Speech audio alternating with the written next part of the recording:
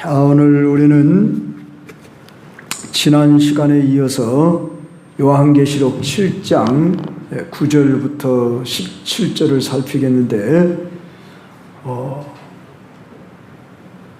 지난 시간 그러니까 1절부터 8절은 6장 17절에 그들의 진노의 큰 날이 이르렀으니 누가 능히 서리요 하는 이 답변에 대하여 누가 서겠느냐 했을 때에 바로 1절로 8절에 의하면은 14만 4천 명의 상징적 숫자라고 그랬죠.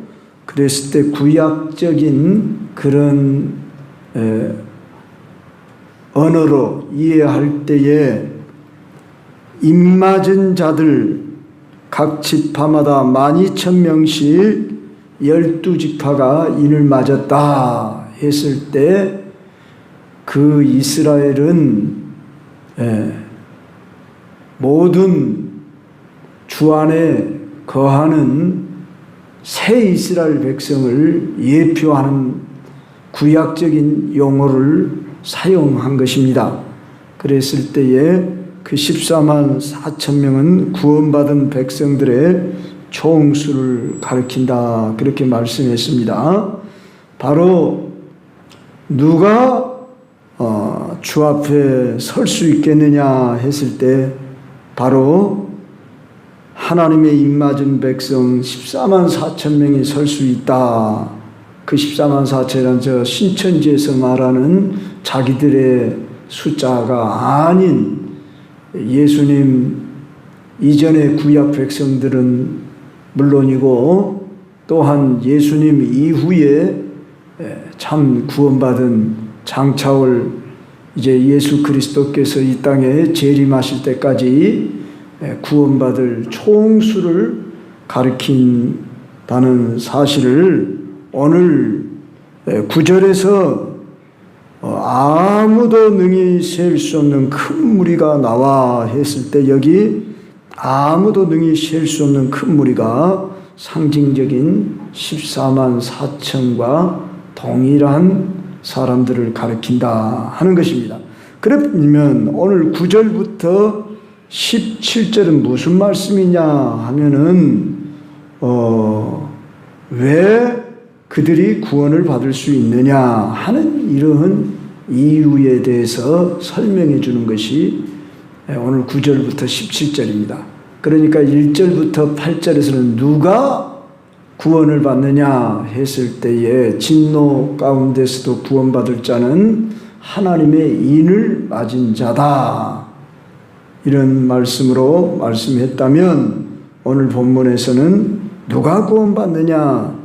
자, 사도 요한이 보니 각 나라와 족속과 백성과 방언에서 아무도 능히 셀 수 없는 큰 무리가, 이렇게 말씀합니다. 자, 각 나라, 각 족속, 백성, 방언, 이 단어는 계시록에 자주 반복되어 나올 것입니다. 이제 세상의 모든 나라, 시대, 언어, 무슨 그런 혈통 상관없이 능히 셀 수 없는 큰 무리. 자, 이들이 왜 셀 수 없다고 했을까요? 아브라함에게 네 자손이 저 하늘의 뭇별과 같으리라. 아브라함아, 셀 수 있나 보라. 그러니까 아브라함이 뭐라 하겠어요? 셀 수 없나이다. 네 자손이 이와 같으리라. 그래서 구원받은 총수는 셀 수가 없어요. 물론 하나님은 세시죠. 그러나 우리 인간의 이 가진 셈으로는 여러분, 별을 어떻게 우리가 셀 수 있겠습니까? 바다의 모래를 어떻게 셀 수 있겠습니까? 그와 같이 구원받은 총수가 셀 수 없이 많은 무리로 시대마다 그러잖아요. 예수님 이전에도 있었고 예수님 이후에 구원받은 백성들이 역사 가운데 지금 2000년이라고 하는 역사를 흐르는 동안에 얼마나 많은 숫자가 주님 안에 구원을 받을지 우리는 이런 말을 합니다. 좁은 문으로 들어가기를 힘써라.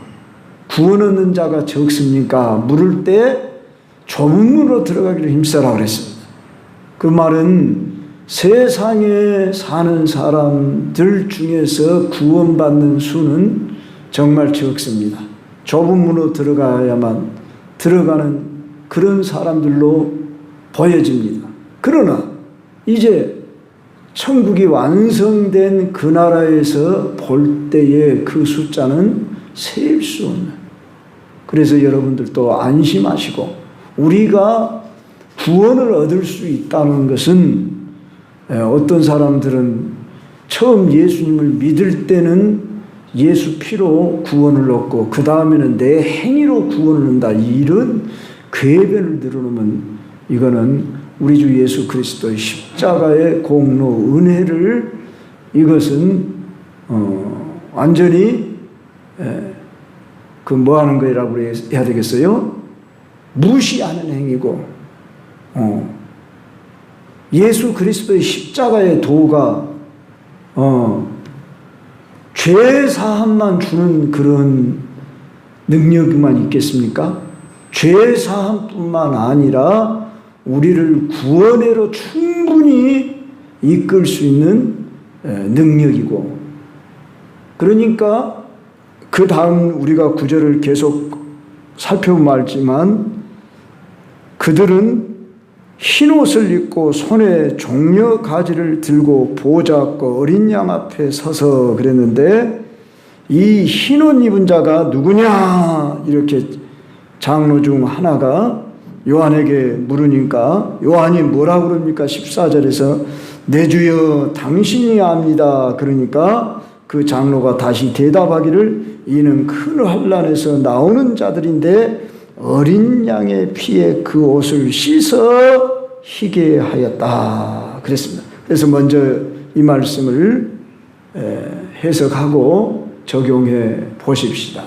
오직 우리는 구원은 예수 그리스도의 피의 공로요, 시작만 아니라 과정도 끝도 예수님이 한 번 죽음으로 우리의 죄 사함하는 그것으로 끝나버린 게 아니고, 예수님은 부활하시고 또한 승천하시고 그의 영을 우리 가운데 보내셔서 우리를 계속해서 깨끗하게 하시는 성화 과정을 이루어 가셔요.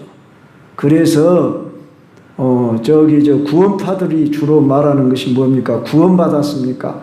거듭났습니까? 그것을 이렇게 질문을 하잖아요. 그래서 한 번 구원받았으면 죄를 회개할 필요가 없다, 이런 식으로 말하는 것은 이건 어리석은 말입니다. 예. 또 물론 한 번 구원은 영원 구원이다 뭐 이런 거 가지고 서로 또 이제 이렇게 논란을 피고, 그런데 엄밀히 말하면은 하나님은 전지전능하시고 영원 가운데 한 번 선택한 분을 끝까지 구원하십니다. 그래서 이걸 성도의 견인이라 칼빈주의 5대 교리 중에 그렇게 말하고, 이걸 불가항력적 은총이라 이렇게 읽었습니다. 그래서 하나님이 한 번 선택하신 자를 끝까지 구원하시기로 작정하시고 그 일을 이루어 가셔요. 그러니까 우리가 구원이라는 것이 뭐냐 그러면은 죄사함만 받은 것이 구원이 아니고, 죄사함 받은 것은 물론 구원입니다. 죄사함 받았단 말은 용서받았다는 것입니다. 그러면 용서를 받았으면 용서받은 자답게 살도록 성령이 도우셔서 우리 가운데 역사하셔요. 그러니까 저 구원파들이 말하는 한 번 그 죄사함 받으면 그걸로 다 된 것처럼 이렇게 말하면 안 된다는 말입니다. 우리는 너희가 두렵고 떨림으로 구원을 이루라, 빌립보서 2장 12절 이하에 보면 말씀하고 있어요. 그러니까 우리가 예수님을 영접하고 거듭나면은 구원의 시작인 거예요. 구원이란 예수와 함께 사는 것이 구원이에요. 예수 생명으로 예수 인격을 닮아 변화, 성장, 성숙해 가는 과정인 거예요. 그래서 우리는 아주 어떤 분은 공사 중이다 또는 미완성 작품이다 이렇게 말하는 거예요. 이미 구원 받았어요. 그러나 구원이 완성된 게 아니라 그 말입니다. 구원은 예수와 함께 사는 그 수준으로 나아가는데, 그래서 우리가 누구에게까지 잘할지라? 예수 그리스도에게까지 잘할지라. 그는 머리니 우리는 그의 지체되어서 그의 머리를 붙들어라 그 말입니다. 그의 생명을 공급받아서 사는 것이 구원이에요. 우리는 구원 가운데 지금 살아가고 있는 거예요. 근데 마치 구원이 과거 사건인 것처럼 이렇게만 이야기하면은 안 되고, 과거에서 이미 시작되어졌고 현재 진행형이고 이제 완성되지 않은 영원한 하나님 나라에 이르기까지 우리는 구원을 향하여 가고 있고, 그 일을 누가 이루셔요? 예수님이 재림하심으로 그 나라를 완성하시는데, 그 숫자들을 하나님이 부르시는데 능히 셀 수 없는 이렇게 큰 무리라. 그들은 흰옷을 입었다. 여기 흰옷이란 순수를 말할 뿐만 아니라 세속에 더럽히지 않았다는 의미에서 승리를 상징합니다. 여기서 흰옷은 깨끗다 이런 의미도 있지만은 이제 승리했다 이런 의미가 더 크다는 것을 여러분이 아시고, 흰옷을 입고 손에 종려가지를 들고, 이 종려가지도 승리를 상징한답니다. 헬라나 로마 제국에서 이 종려가지는 승리한 자들에게 주어지고, 또한 운동 경기의 승자도 오른손에 종려나무 가지를 들게 해줬고, 우리 뭐라 그럴까요? 마라톤에서 월계관 쓴다고 그러잖아요. 그럴 때 그 나뭇잎싹 달린 그 승리를 상징하는 그런 아마 의미가 있는 줄로 압니다. 마카비가 성전을 수리하여 봉헌할 때도 종려나무 가지를 사용했다고 합니다. 그랬을 때에 교회는 반드시 승리합니다. 교회란 구원받은 성도를 말하는 것입니다. 바로 손에 종려가지를 들고 보호자 앞과 어린 양 앞에 서서, 누가?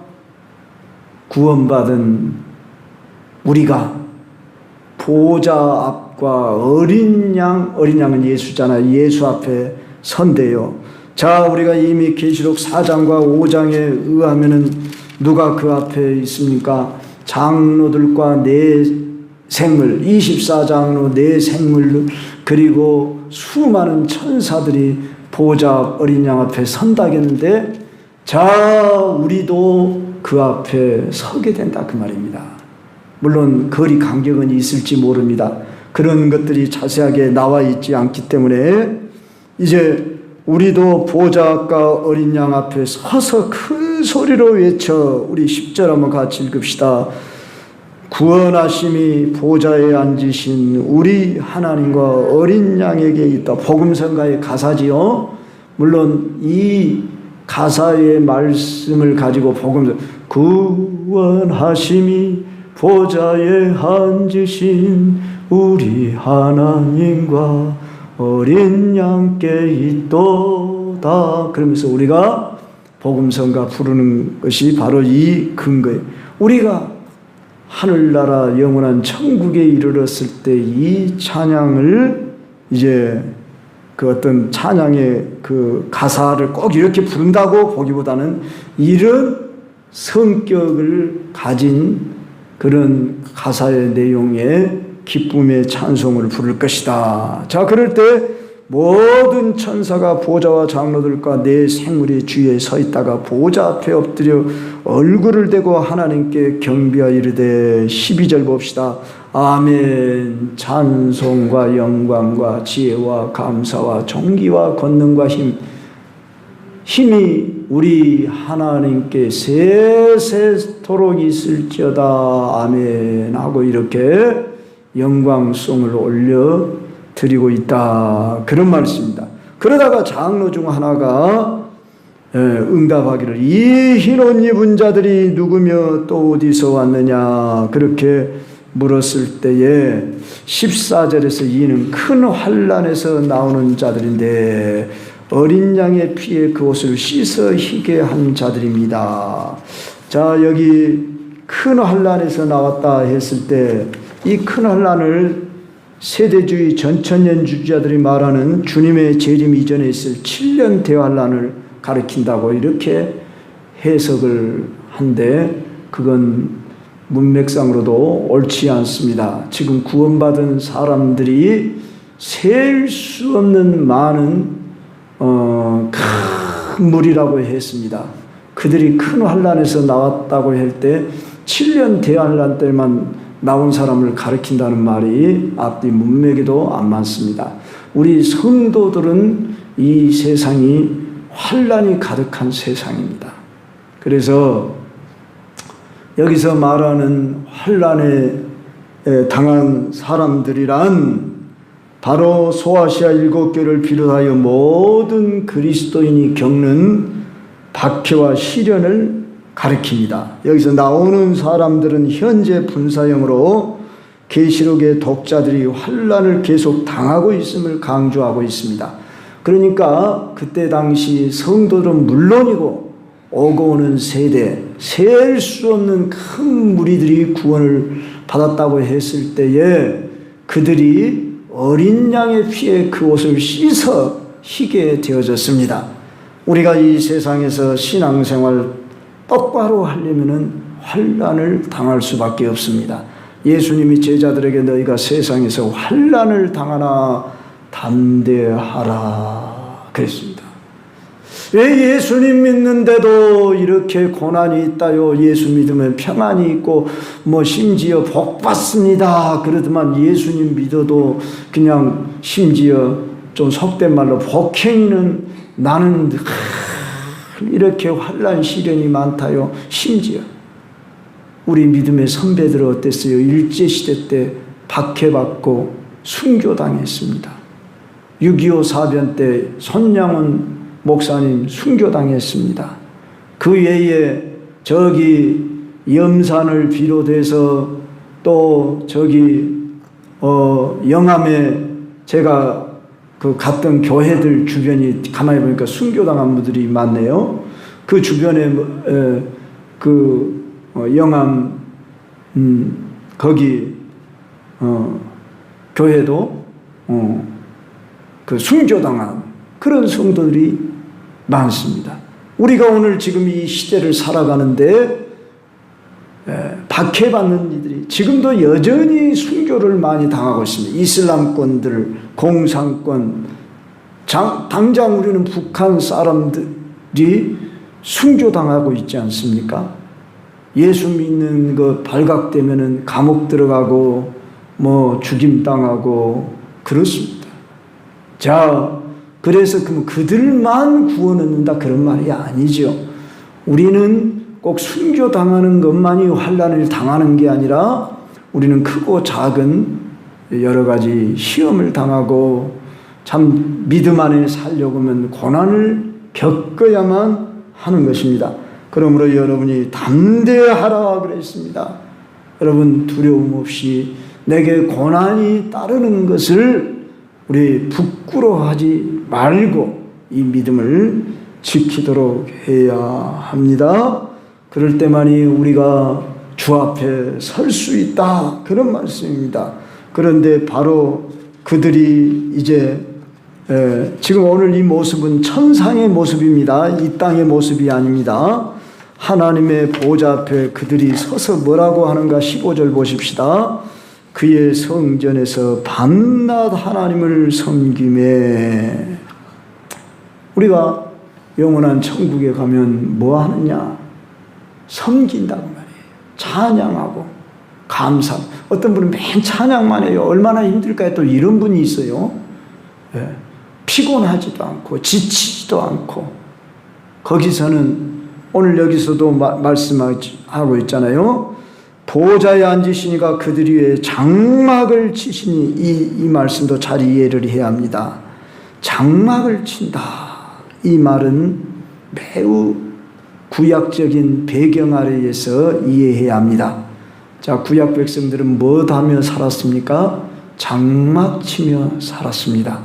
그랬을 때 우리 예수님이 이 세상에 오시는 것을 사도 요한은 요한복음 1장 14절 말씀이 육신이 되어 우리 가운데 거하심에 했을 때 그 거하심에가 헬라어 원어적으로 보면 장막을 치심에 그런 말입니다. 스케네라는 단어인데 말씀은 태초부터 계신이었는데 그분이 육신을 입고 이 세상에 오셨지요. 그분이 우리 가운데 뭐하러 오셨다고요?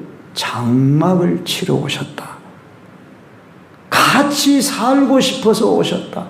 그런 말씀입니다. 우리 가운데 세상에 장막을 치시고 우리와 함께 하시기 위해서 오셨다. 할렐루야.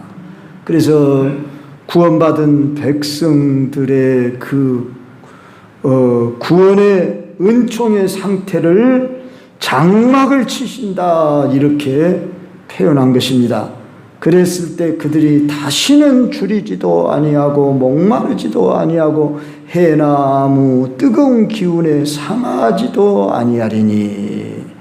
자, 그래서 이 계시록 7장 15절부터 17절은 요한계시록 21장 22장의 그 영원한 상태와 동일한 상태로 볼 수 있습니다.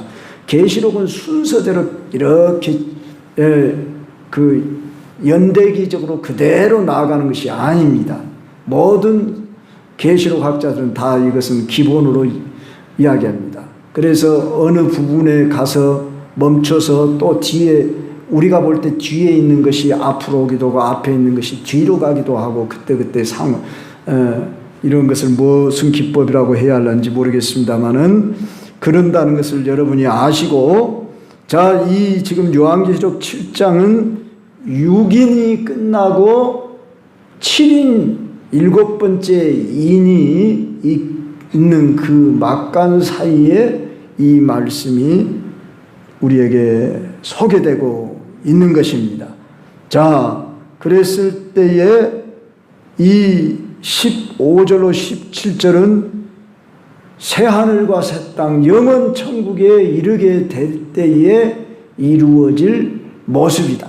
그래서 요한계시록 21장으로 22장에 보면 이 말씀이 비슷하게 나옵니다. 거기에 여러분이 참고하시기를 바라며, 이제 17절에 이는 보좌 가운데 계신 어린 양이 그들의 목자가 되사 생명수 샘으로 인도하시고 하나님께서 그들의 눈에서 모든 눈물을 씻어 주실 것이다. 자, 천국에 가면 어떤 일이 이루어진다고요? 눈에서 눈물을 씻어준다. 어쩌면 이 세상에 태어난 모든 사람은 울면서 태어나요. 그렇죠? 어린아이가 왜 울까? 본능적으로 울잖아요. 배가 고파도 울고 뒤가 치근거려도 울고 애들만 웁니까?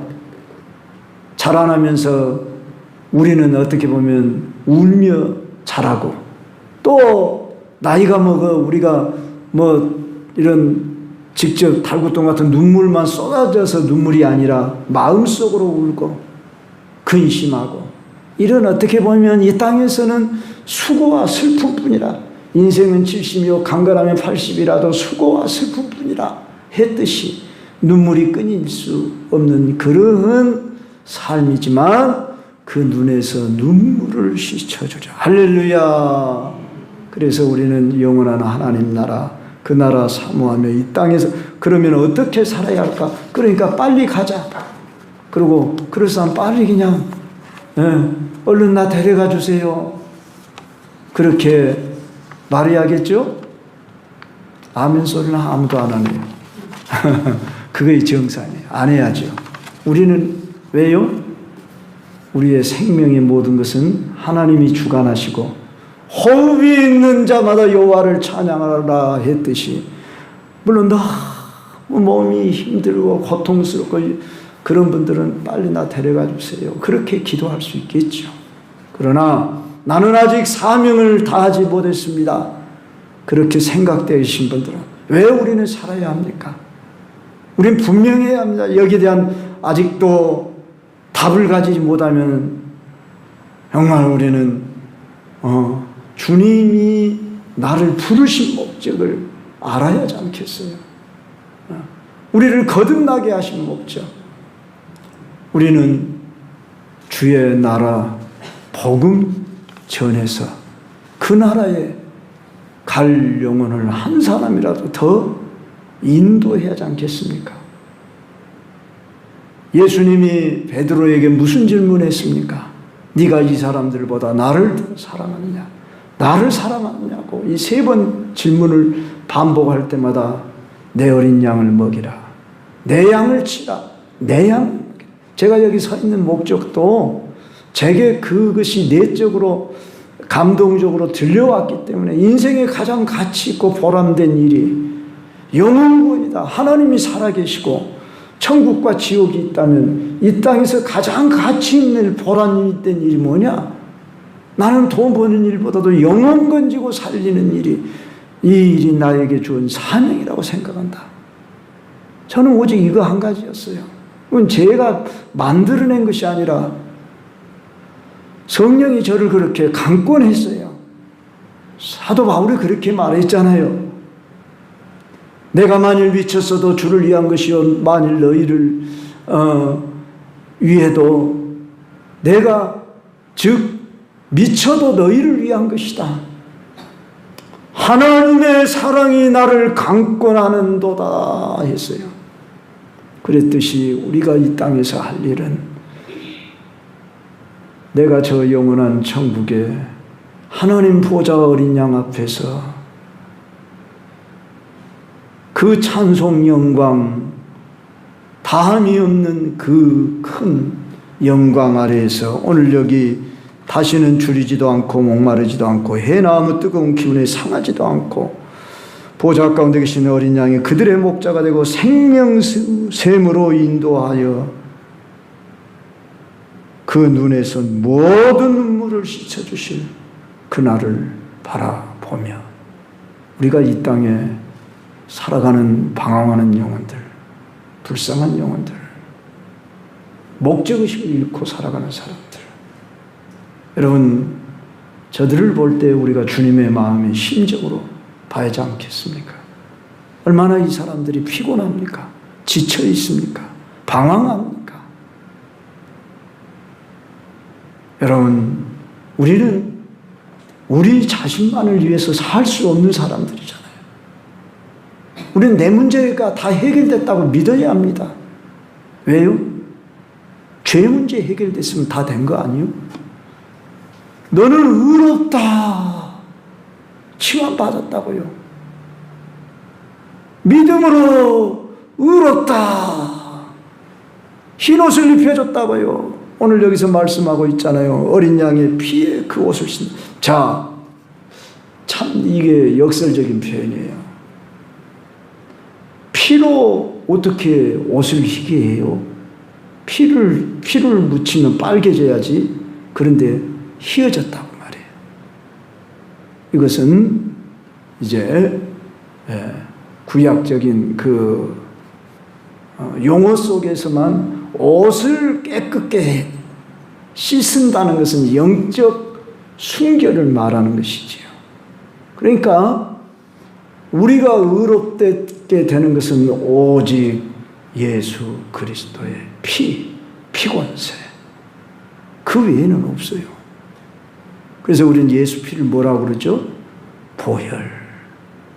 그래서 우리가 노래하잖아요. 나는 공로 없도다. 오직 예수 공로 의지하여 저 천국 가니. 우리 이제 그 예수 피로 깨끗함을 받았기 때문에 나는 다시 세상으로 돌아갈 수 없어. 이렇게 되는 거고. 또한 그 은혜를 입은 자라고 하면은 우리가 또 다른 사람들을 바라볼 때 그들의 영혼들을 불쌍히 여기고 살려내고자 하는 것. 그래서 예수만이 길이요 진리요 생명이 되는 것입니다. 예수로 말미암지 않고는 아버지께로 올 자가 없다는 거예요. 그러므로 우리는 모여야 하고 우리는 전해야 합니다. 모이면 기도하고 흩어지면 전도하자. 그거예요. 교회가 존재하는 목적. 여러분, 바로 이 일입니다. 예배가 물론 첫째이지만 예배를 통해서 우리는 예배만 이 안에서 드리면 안 돼요. 우리는 저 밖에 있는 영혼들, 여러분들이 밖에 사는 날이 더 많잖아요. 그런데 여러분 자신만을 이렇게 돌아보고 기도하지 말고 여러분이 때를 얻든지 못 얻든지 입을 벌려 전해야 돼요. 이제 영혼 건지는 일, 살리는. 한국 교회의 장래를 생각해보고 우리 광주 경성교회 장래를 생각해 주셔야 됩니다. 너무나 우리 그리스도인들이 무책임한 것 같아요. 직무유기하고 있는 것 같아요. 우리가 정말 긴급하고 시급한 마음으로 영혼들 살리고자 하는. 물론 힘들어요, 안 돼요, 지금 시대는 어째요. 목사님 중에서도 그런 얘기를 저한테 해요. 지금은 구원받을 사람 거의 다 구원받았대. 목사님 지금도 그렇게 얼마나 옵니까 세 사람? 이렇게 말해요. 내가 노골적으로 표현합니다. 물론 우리들이 숫자로 생각하는 사람보다도 어떻게 말하면 지금은 저희 해외 선교보다도 국내 선교가 더 어려울 수도 있지요. 그렇지만 우리는 우리가 계산하면 안 됩니다. 때를 얻든지 묻지 한 사람이라도. 오늘 또 우리의 사명이 능히 셀 수 없는 큰 무리가 온다 보니까 우리 참 기쁘고 감사한 일이지만 그건 완성된 하나님 나라의 모습이고 아직은 채워지지 않았어요. 지금도 구원받아야 할 사람이.